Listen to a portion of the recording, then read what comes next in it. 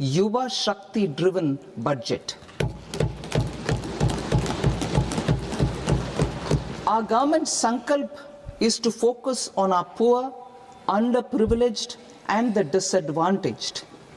To deliver on this sankalp, and given that this is the first budget prepared in Kartavya Bhavan, we are inspired by three Kartavya. Our first Kartavya is to accelerate and sustain economic growth by enhancing productivity and competitiveness and building resilience to volatile global dynamics. Our second Kartavya is to fulfill aspirations of our people and build their capacity, making them strong partners in India's path to prosperity. Our third Kartavya, aligned with our vision of Sabka Saath, Sabka Vikas, is to ensure that every family, community, region and sector has access to resources, amenities and opportunities for meaningful participation. This threefold approach requires a supportive ecosystem. The first requirement is to sustain the momentum of structural reforms, continuous, adaptive and forward-looking. Second, a robust and resilient financial sector is central to mobilizing savings, allocating capital efficiently and managing risks. Third, cutting-edge technologies, including AI applications, can serve us as force multipliers for better governance. Reform Express. Our government has undertaken comprehensive reforms towards creating employment, boosting productivity, and accelerating growth. After the Prime Minister's announcement on Independence Day in 2025, over 350 reforms have been rolled out. This includes GST simplification, notification of labor codes, and rationalization of mandatory quality control orders. High-level committees have been formed, and in parallel, the central government is working with the state governments on deregulation and reducing compliance requirements. The Reform Express is well on its way and will maintain its momentum to help us fulfill our Kartavya. I now move to specific proposals. Under our first Kartavya, to accelerate and sustain economic growth, I propose interventions in 6 areas. 1. Scaling up manufacturing in 7 strategic and frontier sectors. 2. Rejuvenating legacy industrial sectors. 3. Creating champion MSMEs. 4. Delivering a powerful push for infrastructure. 5. Ensuring long-term security and stability. And 6. Developing city economic regions. Scaling up of manufacturing in 7 strategic and frontier sectors. Biopharma Shakti, meaning biopharma strategy for health advancement through knowledge, technology and innovation. India's disease burden is observed to be shifting towards non-communicable diseases like diabetes, cancer and autoimmune disorders. Biologic medicines are key to longevity and quality of life at affordable costs. To develop India as a global biopharma manufacturing hub,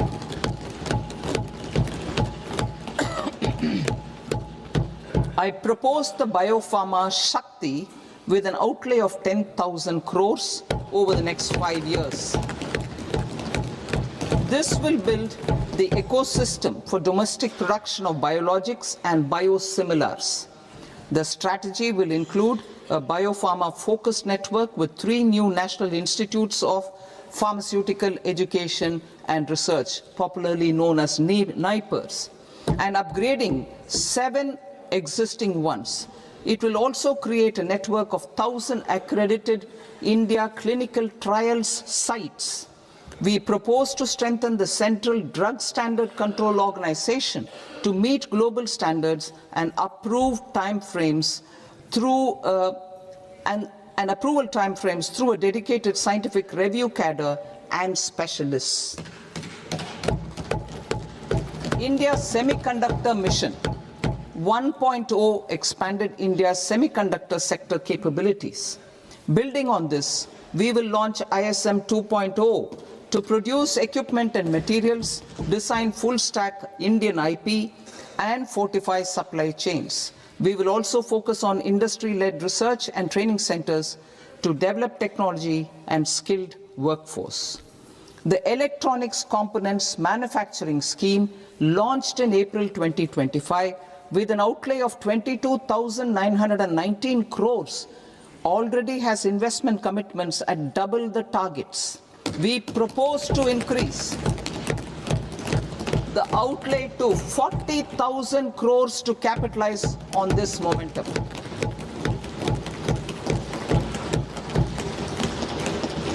A scheme for rare earth permanent magnets was launched in 2025 November. We now propose to support the mineral-rich states of Odisha, Kerala, Andhra Pradesh and Tamil Nadu to establish dedicated rare earth corridors to promote mining, processing, research and manufacturing.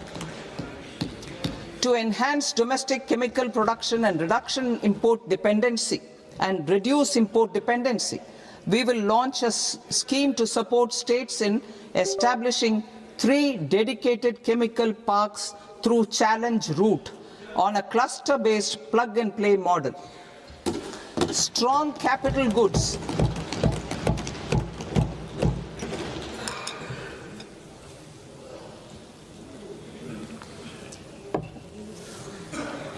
Strong capital goods capability is a determinant of productivity and quality across different sectors.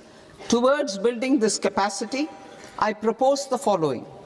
High-tech tool rooms will be established by central public sector enterprises at 2 locations as digitally enabled automated service bureaus that locally design, test and manufacture high-precision components at scale and at lower cost. 2. A scheme for enhancement of construction and infrastructure equipments will be introduced to strengthen domestic manufacturing of high value and technologically advanced CIE. This can range from lifts in a multi-storied apartment or firefighting equipment in multiplexes, large or small, and to tunnel boring equipments for building metros and high-altitude roads. I also propose a scheme for container manufacturing to create a globally competitive container manufacturing ecosystem with a budgetary allocation of 10,000 crores over a 5-year period. For the labor-intensive textile sector, I propose an integrated program with 5 subparts. 1. The National Fiber Scheme for self-reliance in natural fibers, such as silk, wool and jute, man-made fibers, and new age fibers. Textile expansion and employment scheme to modernize traditional clusters with capital support for machinery, technology upgradation, and common testing and certification centers. 3. The National Handloom and Handicraft Program to integrate and strengthen existing schemes and ensure targeted support for weavers and artisans. Tex Eco Initiative to promote globally competitive and sustainable textiles and apparels. Samarth 2.0 to modernize the upgrade the textile skilling ecosystem through collaboration with industry and academic institutions. Further, I propose to set up mega textile parks in challenge mode. They can also focus on bringing value addition to technical textiles. I propose to launch the Mahatma Gandhi Gram Swaraj initiative to strengthen khadi, handloom and handicrafts. This will help in global market linkage and branding. It will streamline and support training, skilling, quality of process and production. This will benefit our weavers, village industries, one district, one product ODOP initiative, and also our rural youth. India has the potential to emerge as a global hub for high quality, affordable sports goods. I propose a dedicated initiative for sports goods that will promote manufacturing, research, and innovation in equipment design as well as material sciences. Rejuvenation of legacy industrial clusters. I propose to introduce a scheme to revive 200 legacy industrial clusters to improve their cost competitiveness and efficiency through infrastructure and technology upgradation. Creating champion SMEs and supporting micro enterprises. Recognizing MSMEs as a vital engine of growth, I propose a three-pronged approach to help them grow as champions. Equity support. I propose to introduce a dedicated 10,000 crores SME growth fund to create future champions, incentivizing enterprises based on select criteria. I also propose to top up the Self-Reliant India Fund set up in 2021 with 2,000 crores to continue support to micro enterprises and maintain their access to risk capital. Liquidity support. With TREDS, more than 7 lakh crore has been made available to MSMEs. To leverage its full potential, I propose 4 measures. 1. Mandate TREDS as the transaction settlement platform for all purchases from MSMEs by CPSEs, serving as a benchmark for other corporates. 2. Introduce a credit guarantee support mechanism through CGTMSE for invoice discounting on TREDS platform. 3. Link GEM with TREDS for sharing information with financiers about government purchases from MSMEs, encouraging cheaper and quicker financing. 4. Introduce TREDS receivables as asset-backed securities, helping develop a secondary market, enhancing liquidity and settlement of transactions. Professional support. Government will facilitate professional institutions such as the ICAI, ICSI, ICMAI to design short-term modular courses and practical tools to develop a cadre of corporate mitras, especially in Tier 2 and Tier 3 towns. These accredited para-professionals will help MSMEs meet compliance requirements at affordable costs. Infrastructure. During this past decade, our government has undertaken several initiatives for large-scale enhancement of public infrastructure, including through new financing instruments such as Infrastructure Investment Trust (InvITs) and Real Estate Investment Trust (REITs), and institutions like NIIF and NABFID. We shall continue to focus on developing infrastructure in cities with over 5 lakh population, that is Tier 2, Tier 3 cities, which have expanded to become growth centers.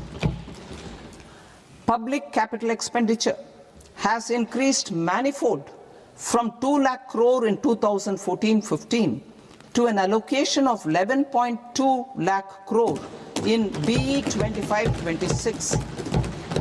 In this coming year, that is financial year 2026-27, I propose to increase it to 12.2 lakh crores to continue the momentum.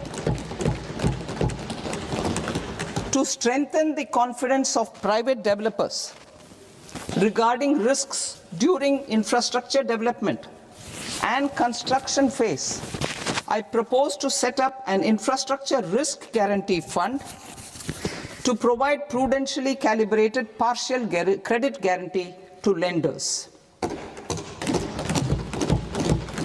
Over the years, RITES have emerged as a successful instrument for asset monetization.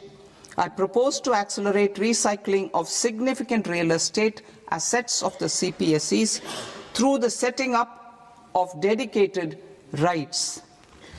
To promote environmentally sustainable movement of cargo, I propose to 1. Establish new dedicated freight corridors connecting Dankuni in the east to Surat in the west. Operationalize 20 new national waterways over the next 5 years, starting with National Waterways 5 in Orissa to connect mineral-rich areas of Talcher and Angul and industrial centers like Kalinga Nagar to the ports of Paradeep and Dhamra. Training institutes will be set up as regional centers of excellence for development of required manpower for these waterways. This will benefit youth in the entire stretch of the waterways to train and acquire skills. Further, a ship repair ecosystem catering to inland waterways will also be set up at Varanasi and Patna. And C, launch a coastal cargo promotion scheme for incentivizing a modal shift from rail to road to increase the share of inland waterways and coastal shipping from 6% to 12% by 2047. To enhance last mile and remote connectivity and promote tourism, I propose to give incentives to indigenize manufacturing of seaplanes. A seaplane VGF scheme will be also introduced to provide support for operations. Carbon capture, utilization and storage. Aligning with the roadmap launched in December 2025, the carbon capture, utilization and storage technologies at scale will achieve higher readiness and in end-use application across 5 industrial sectors, including power, steel, cement, refineries, and chemicals. An outlay of 20,000 crore is proposed over the next 5 years for this purpose. City economic regions. Cities are India's engines of growth, innovation, and opportunities. We shall now focus on Tier 2, Tier 3 cities, and even temple towns, which need modern infrastructure and basic amenities.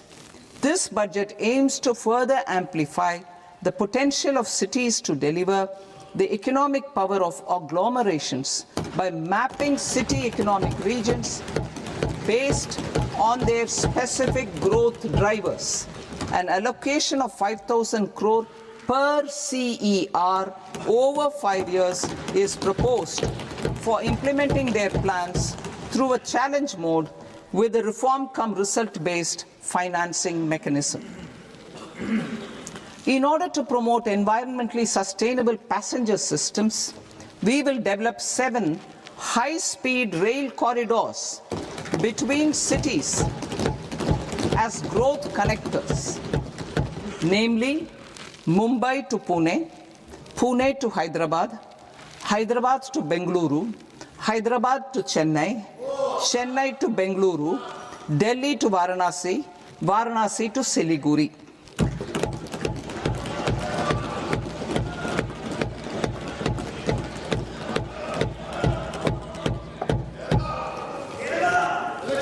Financial sector.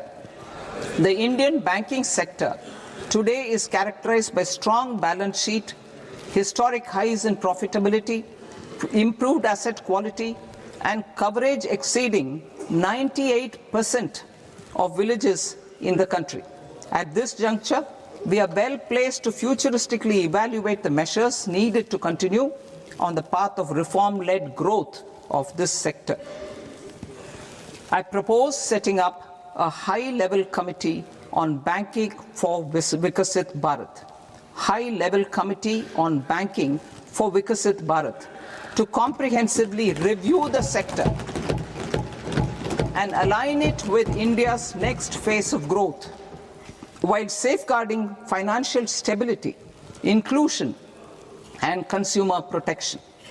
The vision for NBFCs for Vikasit Bharat has been outlined with clear targets for credit disbursement and technology adoption in order to achieve scale and improve efficiency in the public sector NBFCs. As a first step, it is proposed to restructure the Power Finance Corporation and Rural Electrification Corporation. I propose a comprehensive review of the foreign exchange management non-debt instruments rules to create a more contemporary, user-friendly framework for foreign investments consistent with India's evolving economic priorities. Corporate bond market.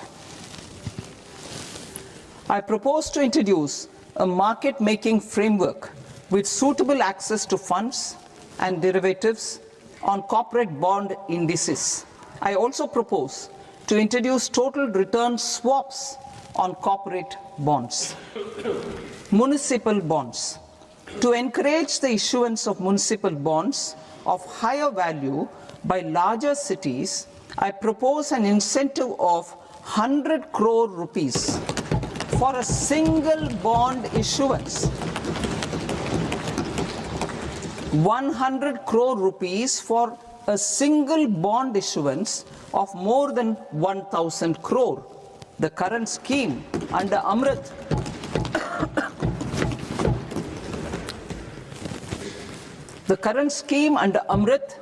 which incentivizes issuances up to 200 crores only, will also continue to support smaller and medium towns.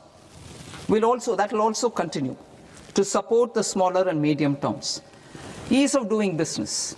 Individual persons resident outside India, PROI, will be permitted to invest in equity instruments of listed Indian companies through the Portfolio Investment Scheme. It is also proposed to increase the investment limit for an individual PROI under the scheme from 5% to 10%, with an overall investment limit for all individual PROIs to 24% from the current 10%. Emerging technologies including AI. 21st century is technology driven. Adoption of technology is for the benefit of all people. Farmers in the field, women in STEM, youth keen to upskill, and Divyangjan to access newer opportunities.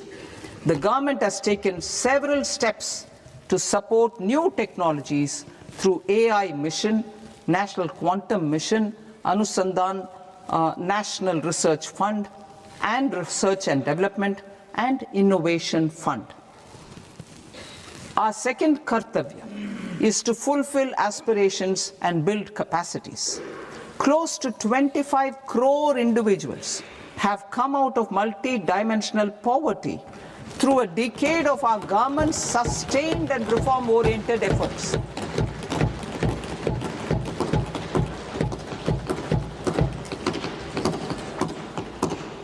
Our government has therefore decided to place a renewed emphasis on the service sector to provide a pathway to fulfilling aspirations of a youthful India with the following measures. I propose to set up a high-powered Education to Employment and Enterprises Standing Committee to recommend measures that focus on services sector as a core driver of Vikasit Bharat. This will make us a global leader in services with a 10% global share by 2047.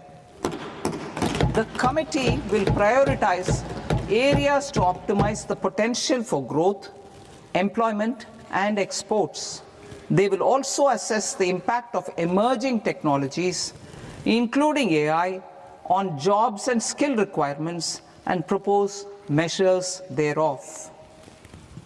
To create a range of skilled career pathways, a new range of skilled career pathways for our youth, I propose interventions in the following sectors.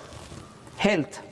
Existing institutions for allied health professionals will be upgraded and new AHP institutions established in private and government sectors.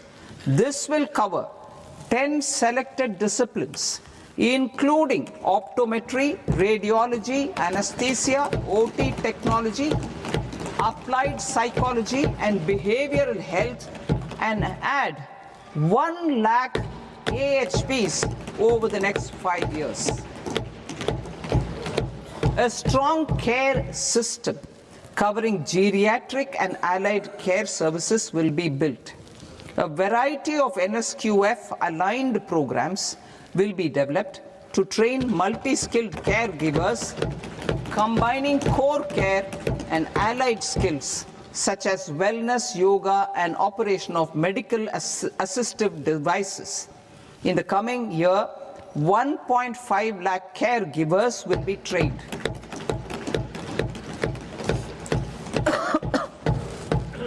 Hubs for medical value tourism. To promote India as a hub for medical tourism services, I propose to launch a scheme to support states in establishing 5 regional medical hubs in partnership with the private sector. These hubs will serve as integrated healthcare complexes that combine medical, educational, and research facilities. They will have Ayush centers, medical value tourism facilitation centers, and infrastructure for diagnostics, post-care, and rehabilitation. These hubs will provide diverse opportunities, job opportunities for health professionals, including doctors and AHPs. Ancient Indian yoga, already respected in several parts of the world, was given a mass global recognition when Honorable Prime Minister took it to the UN. Post-COVID, Ayurveda gained a similar global acceptance and recognition. Exporting quality Ayurveda products helps farmers who grow the herbs and youth who process the products. To meet growing global demand, a few more steps are being taken. I propose to 1. Set up 3 new All India Institutes of Ayurveda. 2. Upgrade Ayush pharmacies and drug testing labs for higher standards of certification ecosystem and make available more skilled personnel. 3. Upgrade the WHO Global Traditional Medicine Center in Jamnagar to bolster evidence-based research, training, and awareness for traditional medicine. Animal husbandry. Livestock contributes to close to 16% of farm income, including of poor and marginal households. To scale up availability of veterinary professionals by more than 20,000, I propose to roll out a loan-linked capital subsidy support scheme for establishment of veterinary and para-veterinary colleges, veterinary hospitals, diagnostic laboratories, and breeding facilities in private sector. Collaboration between Indian and foreign institutions will also be facilitated. Orange economy. India's animation, visual effects, gaming and comics sector, AVGC sector, is a growing industry projected to require 2 million professionals by 2030. I propose to support the Indian Institute of Creative Technologies, Mumbai, in setting up AVGC content creator labs in 15,000 secondary schools all over the country and 500 colleges. The Indian design industry is expanding rapidly, and yet there is a shortage of Indian designers. I propose to establish, through Challenge Route, a new National Institute of Design to boost design education and development in the eastern region of India. Education. Our government will support states through Challenge Route in creating 5 university townships in the vicinity of major industrial and logistics corridors. These planned academic zones will host multiple universities, colleges and research institutions, skill centers and residential complexes. In higher education, STEM institutions, prolonged hours of study and laboratory work pose some challenges for girl students. Through VGF, Viability Gap Funding and capital support, one girls' hostel will be established in every district.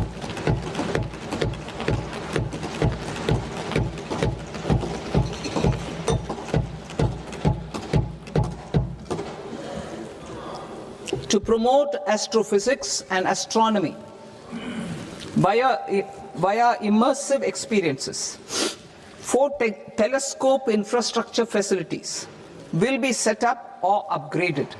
The National Large Solar Telescope, the National Large Optical Infrared Telescope, the Himalayan Chandra Telescope, and the Cosmos 2 Planetarium. Tourism. The tourism sector has the potential to play a large role in the employment generation, forex earnings, and expanding the local economy. I propose to set up a National Institute of Hospitality by upgrading the existing National Council for Hotel Management and Catering Technology. It will function as a bridge between academia, industry, and government. I also propose a pilot scheme for upskilling 10,000 guides in 20 iconic tourist sites through a standardized, high-quality, 12-week training course in hybrid mode in collaboration with the Indian Institute of Management.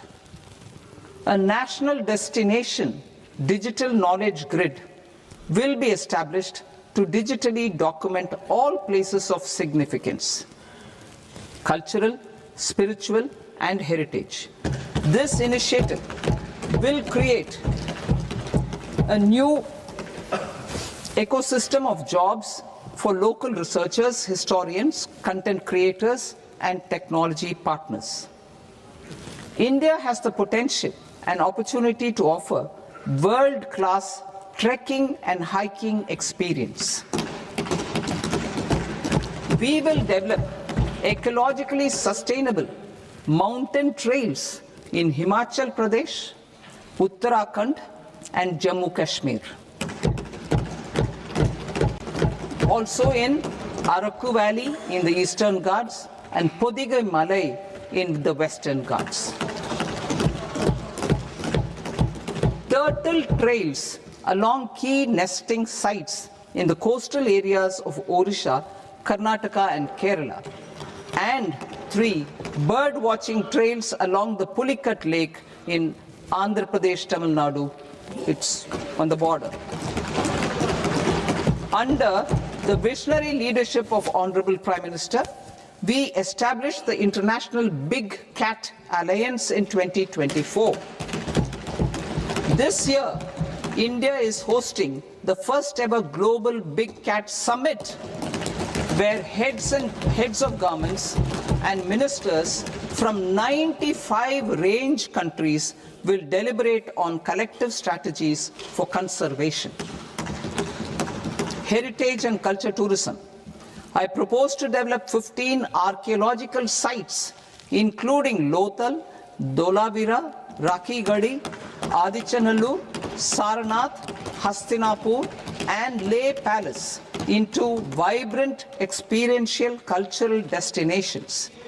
Excavated landscapes will be open to the public through curated walkways. Immersive storytelling skills and technologies will be introduced to help conservation labs, interpretation centers, and guides. The sports sector provides multiple means of employment, skilling, and job opportunities. Taking forward the systematic nurturing of sports talent, which is set in motion through the Khelo India program earlier, I propose to launch a Khelo India mission to transform the sports sector over the next decade. The mission will facilitate an integrated talent development pathway supported by training centers, which are foundational, intermediate, and elite levels. B, systematic development of coaches and support staff. C, integration of sports science and technology. D, competitions and leagues to promote sports culture and provide platforms. And E, development of sports infrastructure for training and competition. Our third Kartavya aligns with our vision of Sabka Saath, Sabka Vikas towards Vikasit Bharat. This requires targeted efforts for 1, increasing farmer incomes through productivity enhancement and entrepreneurship, with special attention to small and marginal farmers. B, empowering Divyangjan through access to livelihood opportunities, training, and high-quality assistive devices. C, empowering the vulnerable to access mental health and trauma care. D, focus on the Purvodaya states and the Northeast region to accelerate development and employment opportunities. Fisheries. We will undertake initiatives for integrated development of 500 reservoirs and Amrit Sarovars. 2, strengthen the fisheries value chain in coastal areas and enable market linkages involving startups and women-led groups together with fish farmer producer organizations. Animal husbandry. To provide quality employment opportunities in rural and peri-urban areas, we will support the animal husbandry sector in entrepreneurship development through A, credit-linked subsidy program, B, scaling up and modernization of livestock enterprises, C, enhanced creation of livestock, dairy, and poultry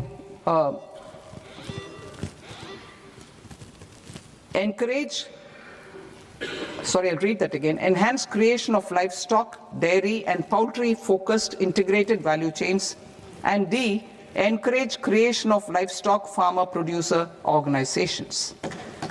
High-value agriculture.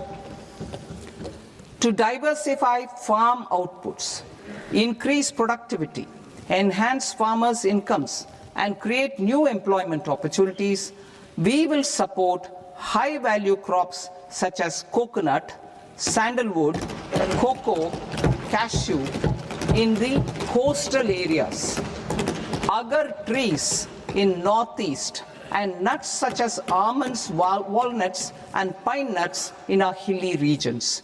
These, all of them, will be supported. India is the world's largest producer of coconuts. About 30 million people, including nearly 10 million farmers, depend on coconuts for their livelihood. To further enhance competitiveness in coconut production, I propose a coconut promotion scheme to increase production and enhance productivity through various interventions, including replacing and non-productive trees with new saplings or plants or varieties in major coconut growing states. A dedicated program is proposed for Indian cashew and cocoa to make India self-reliant in raw cashew and coconut production and processing, enhance export competitiveness, and transform Indian cashew and Indian cocoa into premium global brands by 2030. Sandalwood. Sandalwood is closely linked to India's social and cultural heritage. Our government will partner with state governments to promote focused cultivation and post-harvest processing to restore the glory of the Indian sandalwood ecosystem, to rejuvenate old, low-yielding orchards, and expand high-density cultivation of walnuts, almonds, and pine nuts. We will support a dedicated program to enhance farmer incomes and in bringing value addition by engaging youth. Bharat Vistar, that is virtually integrated system to access agricultural resources. I propose to launch Bharat Vistar, a multilingual AI tool that shall integrate the AgriStack portals and the ICAR package on agricultural practices with AI systems. This will enhance farm productivity, enable better decisions for farmers, and reduce risk by providing customized advisory support. She Marts for rural women-led enterprises. Building on the success of Lakpati Didi program, I propose to help women take the next step from credit-linked livelihoods to being owners of enterprises. Self-help entrepreneur, She Marts will be set up as community-owned retail outlets within the cluster-level federations through enhanced and innovative financing instruments. Empowering Divyangjan. Divyangjan Kaushal Yojana. Information technology, AVGC sectors, hospitality and food and beverages sectors often offer task-oriented and process-driven roles which are suitable for Divyangjan. We will ensure dignified livelihood opportunities through industry-relevant and customized training specific to each Divyangjan group. Divyang Sahara Yojana. Timely access to high-quality assistive devices for all eligible Divyangjan is a fundamental need. I propose to 1. Support the Artificial Limbs Manufacturing Corporation of India, ALIMCO, to set up and to scale up production of assistive devices, invest in R&D and AI integration, strengthen PM Divyasha Kendras, and support setting up of assistive technology marts as modern retail style centers where Divyangjan and senior citizens can see, try and purchase assistive products. Reaffirming our commitment to mental health and trauma care. There are no national institutes for mental health care in North India. We will therefore set up a NIMHANS 2 and also upgrade national mental health institutes in Ranchi and in Tezpur as regional apex institutions. Emergencies expose families, particularly the poor and vulnerable, to unexpected expenditure. We will strengthen and increase these capacities by 50% in district hospitals by establishing emergency and trauma care centers. Focus on Purvodaya states and northeastern regions. Purvodaya, I propose the development of an integrated East Coast industrial corridor with a well-connected node at Durgapur, creation of 5 tourism destinations in 5 Purvodaya states, and the provision of 4,000 e-buses. Buddhist sites in northeastern region. The northeastern region is a civilizational confluence of Theravada and Mahayana or Vajrayana traditions. I propose to launch a scheme for development of Buddhist circuits in Arunachal Pradesh, Sikkim, Assam, Manipur, Mizoram, and Tripura. The scheme will cover preservation of temples and monasteries, pilgrimage interpretation centers, connectivity, and pilgrim amenities. 16th Finance Commission. On 17th November 2025, the 16th Finance Commission submitted its report to the President. As mandated under Article 281 of the Constitution, the government is to lay the report along with the explanatory memorandum on the action taken report on the recommendations of the Commission in Parliament, which, Sir, Honourable Speaker, you've allowed me to do at the commencement of this session. The government has accepted the recommendation of the Commission to retain the vertical share of devolution at 41%. As recommended by the Commission, I have provided 1.4 lakh crores of rupees to the states for the year 2026-2027 as Finance Commission grants. These include rural and urban local body and disaster management grants. Fiscal consolidation. Government has been delivering on our fiscal commitments consistently without compromising on social needs. To strive towards accepted standards of fiscal management in Budget 25-26, I had indicated that the central government would target reaching a debt to GDP ratio of 50 plus or minus 1% by 2030-31. In line with this, the debt to GDP ratio is estimated to be 55.6% of GDP in BE 26-27, compared to 56.1% of GDP in RE 25-26. A declining debt to GDP ratio will gradually free up resources for priority sector lending and expenditure by reducing the outgo on interest payments. One of the main operational instruments for debt targeting is the fiscal deficit. I am happy to inform this august House that I fulfilled my commitment made in 2021-2022 to reduce fiscal deficit below 4.5% of GDP by 25-26.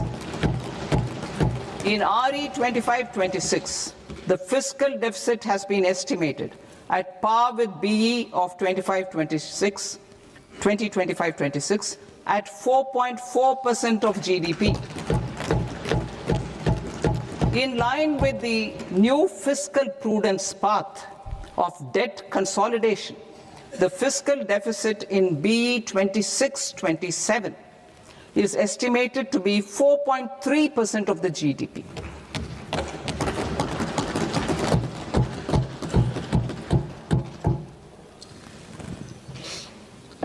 The revised estimates of the non-debt receipts are 34 lakh crore rupees, of which the centre's net tax receipts are 26.7 lakh crore. The revised estimate of the total expenditure is 49.6 lakh crore rupees, of which the capital expenditure is about 11 lakh crores. Budget estimates 2026 to 2027. Coming to 26-27, the non-debt receipts and the total expenditure are estimated as 36.5 lakh crore and 53.5 lakh crore respectively. The centre's net tax receipts are estimated at 28.7 lakh crore rupees. To finance the fiscal deficit, the net market borrowings from dated securities are estimated at 11.7 lakh crore rupees. The balance financing is expected to come from small savings and other sources. The gross market borrowings are estimated at 17.2 lakh crore rupees. I'll now move to Part B. Part B, direct taxes.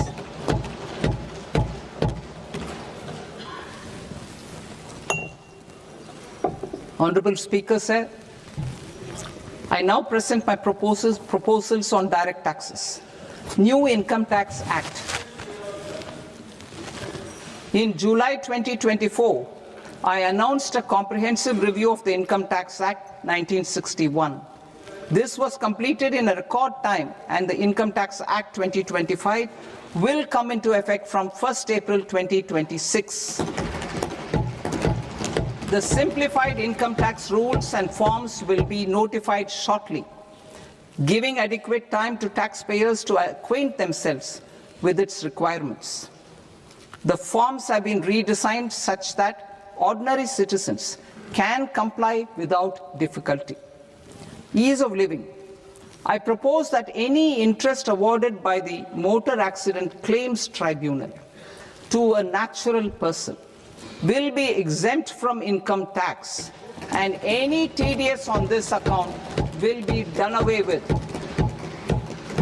I propose to reduce TCS rate on the sale of overseas tour program package from the current 5% and 20% to 2% without any stipulation of amount.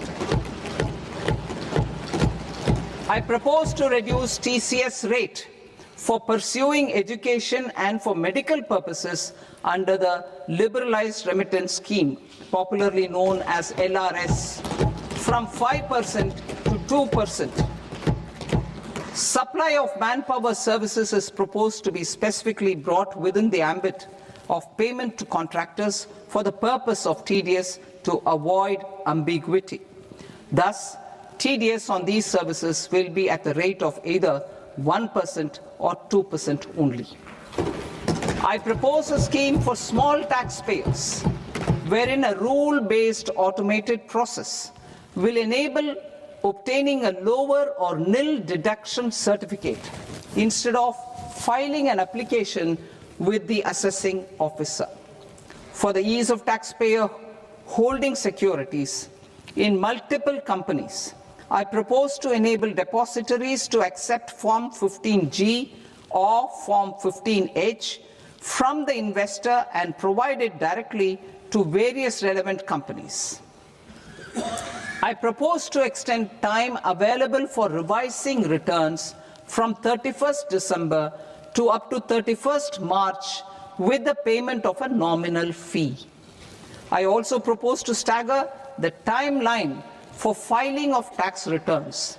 Individuals with ITR 1 and ITR 2 returns will continue to file till 31st July, and non-audit business cases or trusts are proposed to be allowed time till 31st August. TDS on sale of immovable property by a non-resident is proposed to be deducted and deposited through resident buyers and his or her PAN-based challan instead of requiring a TAN, which is a temporary accounting number. To address practical issues of small taxpayers like students, young professionals, tech employees, relocated NRIs, and such others, I propose to introduce a one-time 6-month foreign asset disclosure scheme for these taxpayers to disclose income or assets below a certain size. This scheme would be applicable for two categories of taxpayers, namely A, who did not disclose their overseas income or assets, and B, who disclosed their overseas income and or paid due tax but could not declare the asset acquired. For category A, the limit of undisclosed income or asset is proposed to be up to 1 crore rupees. they need to pay 30% of fair market value of asset or 30% of undisclosed income as tax and 30% as additional income tax in lieu of penalty, and would thereby get immunity from prosecution. For category B, asset value is proposed to be up to 5 crore rupees. Here, immunity from both penalty and prosecution will be available with a payment of fee of 1 lakh rupees. Rationalizing penalty and prosecution. Multiplicity of proceedings are hindrance to the ease of doing business. I propose to integrate assessment